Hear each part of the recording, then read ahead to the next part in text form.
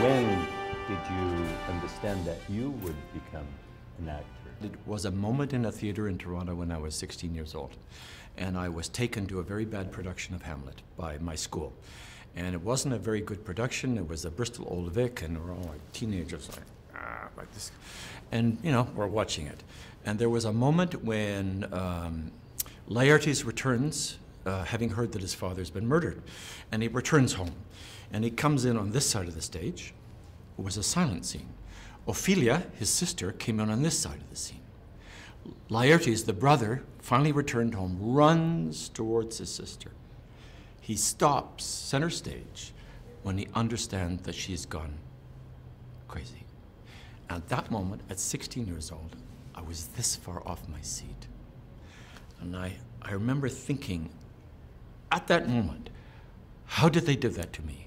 Why am I so caught in that moment when the brother understands that the sister who he's loved, who he hasn't seen for several years, has lost her mind?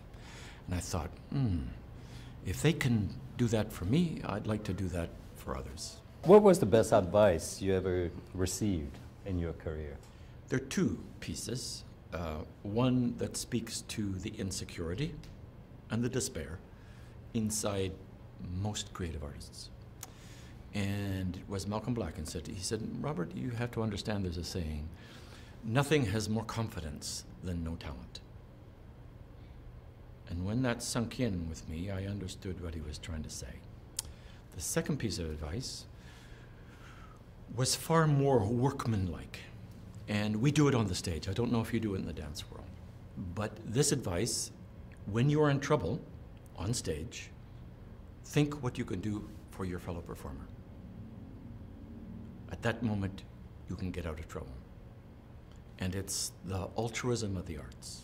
It's not about the artist. It's about the communication with the others. So to concentrate on yourself is to build yourself a prison, a pit, an ego, persona in which you will lock yourself. You must reverse that. It's what you do for others. It's what I do for you on stage, for you as the audience, for you as the cameraman. That's what's important. What does receiving this award mean to you? I have a project that takes me all over the world. I visit many cultures, many countries. Every time I return home to the disaster of an airport called Pearson, I'm struck by something in this country that I cannot define. I take the public transport in from the airport, and the air between the citizens of this country is open. It's unencumbered. There is a looseness and a freedom between Canadians that I don't see anywhere else.